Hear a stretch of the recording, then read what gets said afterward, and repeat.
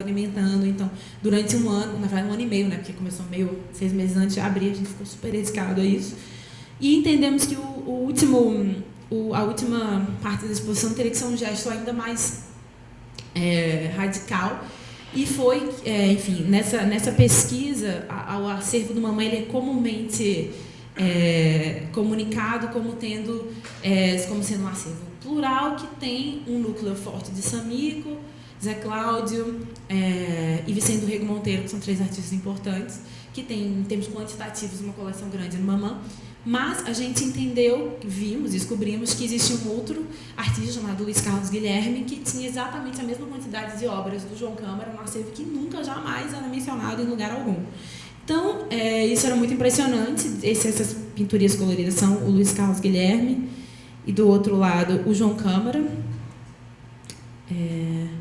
Porque a gente entendeu, enfim, viu que os dois são artistas da mesma época, que tem uma representação igual, enfim, em termos quantitativos, no Mamã. E, no entanto, João Câmara teve uma galeria de exibição permanente por 12 anos no Mamã. Por 12 anos, o térreo do museu só exibia a série Cenas da Vida Brasileira dele. E o Luiz Carlos Guilherme nunca teve uma exposição e não era falado, assim, caiu num limbo dentro do acervo. Então, a gente foi pesquisar, entender e rever essa genealogia de chegada da obra desses 2 artistas no acervo. Luiz Carlos Guilherme, a obra dele foi doada depois da morte precoce dele, enfim, doado pela mãe. E por sua vez, João Câmara vendeu para a prefeitura de Recife o seu trabalho, e a prefeitura comprou junto com a Globo, que, enfim, patrocinou essa grande aquisição. Então, a exposição era constituída desse enfrentamento entre as 2 obras, uma vitrine que tinha os documentos, o contrato da Globo com a prefeitura, o contrato com o museu, por como que esse foi exibido permanentemente, o documento de doação do Luiz Carlos Guilherme para o Mamã. O prefeito, na época, em homenagem à doação recebida, ele nomeou uma das ruas do Recife com o nome de Luiz Carlos Guilherme. Então, existe a rua Luiz Carlos Guilherme, que ninguém sabia onde era e tal. Então, enfim, toda essa documentação que meio que mapeava essa história, e um documentário feito pelos educadores que entrevistou o prefeito da época, os diretores de museus da época, o próprio João Câmara, a mãe de Luiz Carlos, enfim, todas as pessoas envolvidas na situação. E a exposição era, então, uma grande... claro, além de mostrar o trabalho, sobretudo, do Luiz Carlos, que é, enfim, pouco visto, na verdade, um estudo de caso sobre o lugar, né, o papel e esses mecanismos de legitimação, de construção de narrativas a partir do museu. E, claro, pensando de um modo mais sistemático a construção de uma história da arte de Pernambuco, o lugar do pesquisador, do curador, do museu, do educador, para a construção dessa história. Em termos de educador, era muito bom, porque como os educadores eram curadores, e eles estavam ali no espaço ao mesmo tempo, como educadores, como curadores, como precipitadores do processo de pesquisa, né, que a exposição sugeria e tal. Não existia o que muitas vezes existe no campo da educação, uma espécie de isenção produtiva e provocativa, do tipo, curador ou artista que falaram isso, não sei eu que estou falando isso, enfim. Era um lugar do educador muito interessante, no sentido de que era uma responsabilização absoluta, né, de ponta a ponta por aquela exposição, e ao mesmo tempo, toda vez que a exposição era problematizada, eles eram os que estavam ali para responder imediatamente o tempo inteiro. Então, foi muito legal. Acho que foi uma exposição assim, que eu tenho muito carinho, e, para mim, foi, de fato, assim, um privilégio poder partilhar um processo de pesquisa com pessoas ainda mais jovens do que eu, primeiro período da faculdade, segundo período da faculdade, de áreas diferentes, e pensar uma exposição desde a perspectiva da educação, né? Enfim, esse dispositivo que foi originalmente proposto pela curadoria, ele desde o seu primeiro momento, ele foi configurado a partir de preocupações da ordem da educação dentro do museu. E dentro da exposição também nós fizemos algumas ações, né? Não só esse arquivo, enfim, a gente, dentre outras coisas, nós devolvemos à rua uma escultura do Marcelo Silveira, que era uma grande bola de madeira que ficava dentro do museu. A gente pesa, sei lá, 2 toneladas, e que é uma obra que ele sempre fala que é para ser usada, uma obra de museu. Então, junto com os educadores, nós tiramos mesmo, a gente arrastou essa bola, tipo assim, chamou as pessoas da rua, todo mundo saiu arrastando pela rua, pelo centro do Recife, uma espécie de profanação ali daquela museificação. Enfim, ações foram acontecendo que iam, enfim, ativando a exposição, além do próprio dispositivo. Pois bem, dentro dessa sequência de exposições que problematizam esse lugar de um lugar da história da arte e de uma revisão historiográfica, que eu entendo que é um lugar com o qual eu me identifico, queria apresentar também, depois que Paulo Heckenhoff curou o Pernambuco moderno, enfim, nós nos aproximamos e juntos curamos uma segunda exposição dentro do que a gente entende hoje que foi uma trilogia de exposições, que se chamou Zona Tórrida. Pouquíssimas imagens dela aqui. Mas é uma exposição que partia da discussão do regionalismo, da proposta do regionalismo, porque assim, Paulo curou Pernambuco moderno, onde o regionalismo, Freire e Cícero desapareciam, né, como figuras importantes, mas ele não desenvolveu muito isso. Como eu tinha feito essas pesquisas grandes sobre esse universo, a gente resolveu, enfim, pensar no regionalismo de fato, numa perspectiva ampliada, que não só Pernambuco, mas o Nordeste. Então, a exposição chama Zona Tórrida, porque é parte da zona tórrida do globo, entre os trópicos de Câncer e Capricórnio, que é esse lugar é a faixa mais iluminada do planeta, né? Onde a relação com a luz se dá de um outro jeito, e é a relação com a luz, com o sol, que inicia na trajetória de Freire o pensamento dele sobre regionalismo. Ele escreve 25 um texto que conclama os pintores a olharem e pensarem a partir da perspectiva da luz regional. Então, a gente, enfim, reuniu artistas que pensaram, que problematizaram essa questão da luz, da pintura, em todo o Nordeste. Essa é uma exposição importante, assim, também um aprofundamento em um ponto específico, e que culminou depois, já no Museu de Arte do Rio, nessa exposição Pernambuco Experimental, que aí já foi curada por mim, que era uma exposição, enfim, uma grande exposição de quase 500 obras, que fazia mesmo uma leitura da modernidade até os final dos anos 70 em Pernambuco, apresentando alguns pontos fundamentais de discussão, regionalismo, questões políticas, corpo, educação, fome, enfim, arte correio, poema processo, enfim, a relação com a música, uma cena da psicodelia, enfim, contribuições que eu entendo, enfim, nós entendemos que a cena cultural em Pernambuco traz para a perspectiva brasileira, né?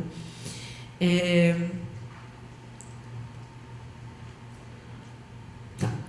Em paralelo a isso, estou passando assim porque minhas imagens são sempre vistas, né? Não ajuda a ver muita coisa. E aí, enfim, essa é uma parede dedicada à música. Junto com a exposição também, a gente fez um show com músicos dessa cena do final dos anos 60, começo dos anos 70. Reuniu eles, enfim, para tocarem juntos depois de 40 anos, que foi muito especial, incrível. A exposição também trouxe todos os artistas para o museu, então a gente fez conversas, um pequeno documentário, enfim, tem um catálogo também, com textos de convidados. Foi uma exposição que, de algum jeito, amarrou, assim, pelo menos do meu ponto de vista, uma sequência de esforços, né, de pensar essa narrativa da história, enfim. E aí, ela é uma exposição que também gera coleção, né? A partir dela, o Mar comprou, recebeu doações, enfim, articulou aí a integração ao seu acervo de cerca de 150 obras desse contexto de Pernambuco. E esse lugar do acervo é um outro que eu queria também trazer como sendo um dos lugares que eu imagino de potência e de responsabilidade da atuação curatorial dentro da instituição, né? Enfim, talvez a coleção seja um dos diferenciais de uma atuação constante dentro de uma instituição qualquer, que diferencie de uma prática como curador independente, né, quando você se relaciona com aquela instituição para realizar a exposição. E É claro, óbvio, que nem sempre você precisa estar, né, trabalhando numa instituição para contribuir com o acervo delas. Existem muitas outras formas de fazer isso. E um exemplo, esse aqui é um projeto que eu e o Educação DEC falou ontem, desenvolvemos durante alguns anos com o Centro Cultural do Banco do Nordeste. O Banco do Nordeste tem uma coleção voltada para o Nordeste e queria crescer a coleção contemporânea deles. E eles nos chamaram para curar a coleção, artistas para a coleção contemporânea. Então, durante acho que 2 anos, a gente comprou, enfim, para o BNP, obras de artistas jovens que produziram no Nordeste, em todos os seus estados. E esse acervo, ele teve 2 momentos de exposição, que os 2 foram em São Paulo, um no Centro Cultural São Paulo e um no Paço das Artes. Aqui eu estou mostrando mais para vocês das 2 exposições. E era um pouco isso, assim, foram 2 exposições porque num primeiro momento, um primeiro bloco de trabalhos que entraram na coleção, a gente fez uma exposição, isso tornou uma discussão pública, e a ideia era que as exposições pudessem ser um testemunho público de uma coleção em formação, né? Então, muito também informático as discussões da primeira exposição, que a segunda parte da coleção foi montada, né? O que outros artistas foram integrados à coleção.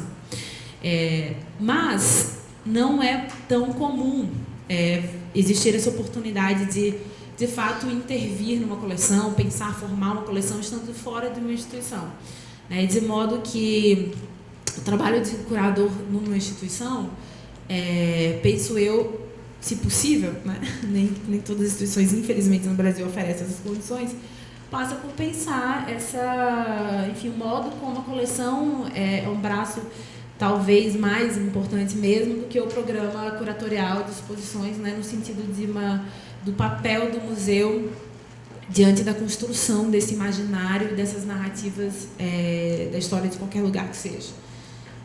E, nesse sentido, o MAR,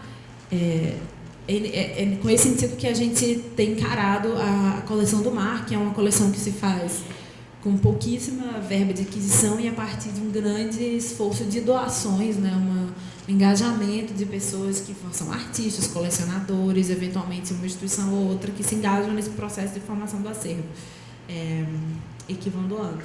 Enfim, depois a gente fala nisso. Só para não me perder muito aqui. Bem, eu queria também mostrar 2 outros projetos que se relacionam com tudo que eu falei até agora, mas em perspectivas outras, por outros pontos. Porque, ao pensar, do meu ponto de vista, né, falando a história da arte de Recife, de Pernambuco, do Nordeste, enfim, né, essa escala, né, digamos assim, de crescimento, de amplitude desse pensamento, que mesmo muito desde o seu início, ele é um pensamento que olha para as narrativas hegemônicas, né, de uma história da arte qualquer. No caso de Recife, o meu primeiro enfrentamento foi pelo modo como o qual Recife conta a sua própria história da arte e uma tentativa de contribuir no enlarguecimento desse modo de contar essa história, né? E aí acho que isso vai ganhando, vai ampliando de escala, né? Enfim, no momento era muito Recife, depois foi Pernambuco, acho que o Nordeste, enfim. E aí, e não só amplia a escala, como também amplia muito as suas estratégias, né? E aí eu queria mostrar 2 exposições que partem desse mesmo núcleo duro de preocupações, mas que já levam isso para outro lugar. A primeira delas é Contra o Pensamento Selvagem, que foi uma exposição que aconteceu no Itaú Cultural, que fazia parte de um projeto mais amplo, chamado Causa e Efeito, que foi um projeto onde o Itaú convidou 5 curadores que tinham tido uma participação muito importante na história recente da curadoria no Brasil, que tinham feito uma quantidade grande de exposições expressivas, de modo que aqueles curadores potencialmente tinham algo a propor, né, em termos de leitura de uma história recente da arte brasileira, e o Itaú provocou esses curadores tanto quanto a partir da experiência que eles tinham tido nos últimos 20, 30 anos, fazer uma pequena exposição que também prospectasse alguma coisa, lançasse questões para o futuro. Né? A ideia eram exposições pequenas que iam acontecer ao mesmo tempo e que juntas, reunidas, enfim, ofereceriam aí uma lente, enfim, para o futuro, né, para questões a serem trabalhadas. Um dos curadores, os curadores convidados foram Fernando Cocchiarelli, Tadeu Chiarelli, Lauro Cavalcante, Moacir dos Anjos e Paulo Herkenhoff.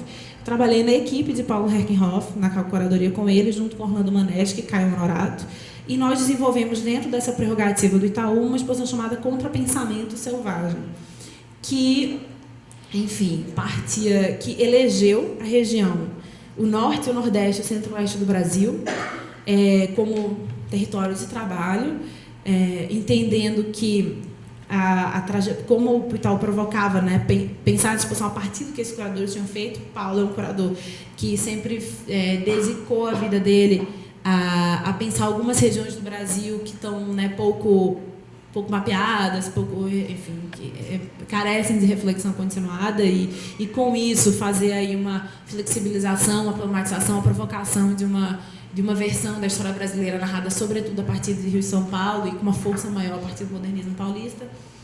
Como ele fez isso durante muito tempo, isso era de fato o território a partir do qual a exposição partia, também se valendo da experiência dos co-curadores que estavam trabalhando com ele. E ela provocava isso a partir da ideia do pensamento selvagem. O Pensamento Selvagem é um livro de Lévi-Strauss, que ele escreve a partir da experiência dele no Brasil e que se encaixa dentro de uma experiência do pensamento estruturalista no mundo, né, na sua tentativa de lidar com o outro, né, como uma alteridade. Assim. O Pensamento Selvagem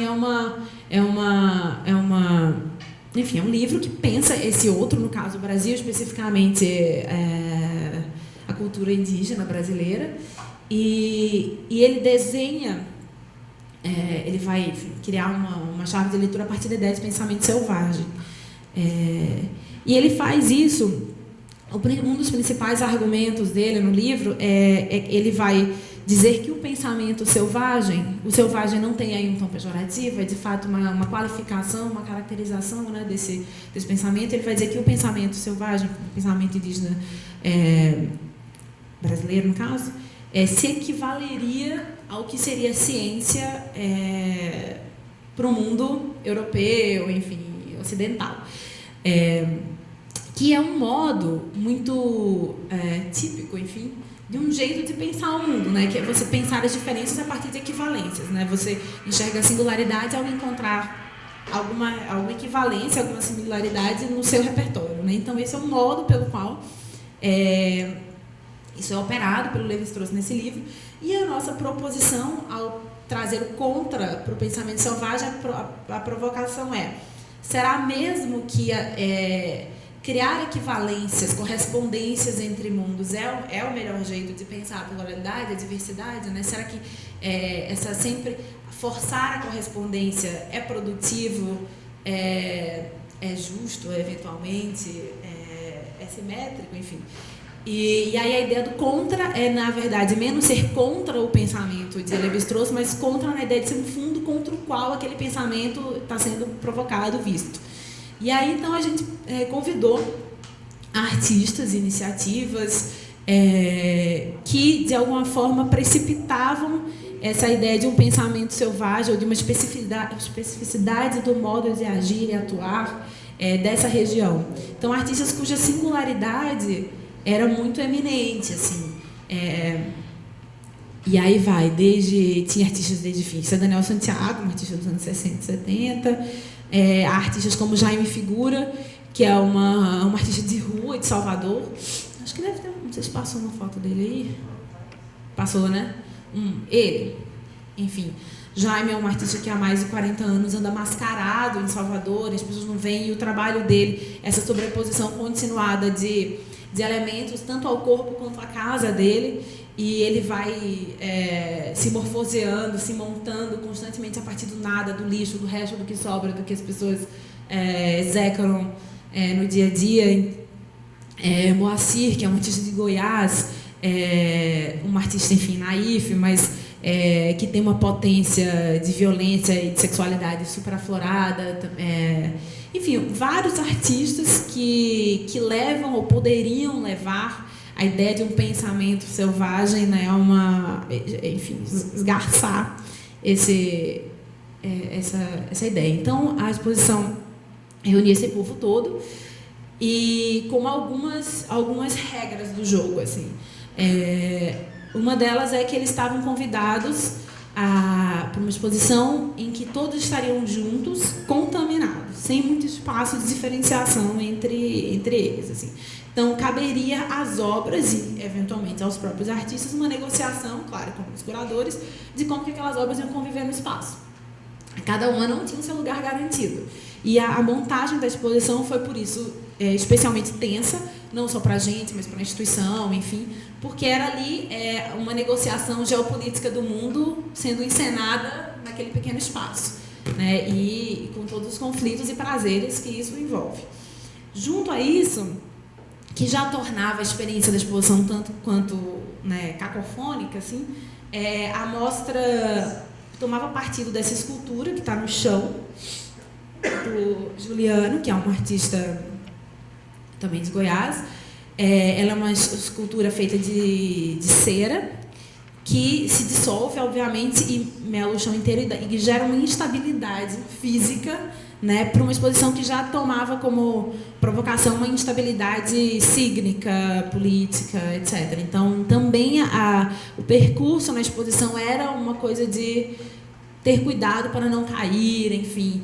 E do mesmo modo como as coisas que estavam ali não eram reconhecíveis como obras de arte, os artistas não eram necessariamente reconhecidos como artistas, e era um ambiente, né, a região norte, nordeste e centro-oeste, não necessariamente reconhecidos como parte da arte brasileira, né, com uma narrativa grande, oficial, vista de fora do Brasil, enfim. Então, a exposição tentava lidar com isso, e ela era muito, em termos de vocês veem, na montagem, a tipografia, ela era uma bagunça, ela abria mão de algumas clarezas, assim, né, de informação, legenda certinho, o que é o quê, enfim, as coisas se tensionavam ali. Junto com a exposição houve um programa de performances que durou mais de 2 dias, uma publicação e uma série de outros elementos que foram com isso fazendo a exposição crescer, ganhar um pouco mais de braços e de força política, sobretudo. Enfim, essa é uma das exposições. Eu acho que ela é uma mostra que, enfim, ela vai pensar a questão de um pensamento contra-hegemônico de um jeito diferente dessas outras que eu mostrei para vocês, mas ela é também mais uma resposta a essa mesma inquietação que eu acho que, enfim, pelo menos está no cerne da minha vida. E a outra, para encerrar esse capítulo Nordeste, é o Museu do Homem do Nordeste, que é uma exposição que aconteceu no mar. Cadê aqui? Do artista... Eu não marquei o tempo, alguém marcou? Tá. De um artista alagoano, radicado em Recife, chamado Jonatas de Andrade. Jonatas, alguns anos atrás, fez um projeto, uma obra chamada Museu do Homem do Nordeste. Bito até mostrou ontem uma montagem desse trabalho, que foi uma chamada pública em anúncios de jornal, que ele publicava em Recife, que dizia assim: procuro homens fortes, de mãos calejadas e corpo bronzeado para pousar para o cartaz do Museu do Homem do Nordeste. Ou então, procuro trabalhadores de funções, de empregos, enfim, tradicionais do Nordeste, como canavieiros, né, enfim, etc., para pousar para um cartaz do Homem do Nordeste. Enfim, eram chamadas que partem de estereótipos da ideia do nordestino, publicadas em jornal, aos quais as pessoas respondiam. Então, ele recebia ligações de algum homem que dizia: eu vi um cartaz, um anúncio e tal, do Nordeste, enfim, queria me candidatar. Então, aí ele começou a encontrar essas pessoas, esses homens, e desenvolver com eles cartazes do Museu do Homem do Nordeste, desse Museu do Homem do Nordeste. Deixa eu ver aqui onde que tem fotos dessa série. Que esses cartazes, enfim, esses aqui, eles ficam aí numa ambiguidade, porque esses homens, nas fotos, eles raramente estão desenvolvendo um trabalho, né, uma atribuição específica. Às vezes eles estão, sei lá, pousando mesmo, olhando para a câmera, ou estão numa situação assim caseira, sei lá, amarrando sapato, sei lá o quê. Mas todas as situações revelam uma relação com a pessoa que está fazendo a imagem, assim, né? Tem uma pergunta assim de como que essa imagem foi feita, e isso precipita uma subjetividade nas relações que vão identificar esse suposto Museu do Homem do Nordeste, assim. O cartaz, como ele sai um pouco da estética de um cartaz institucional, ele começa a precipitar a ideia de que tem sujeitos aí por trás desse Museu do Homem do Nordeste. E isso ficou muito forte na experiência de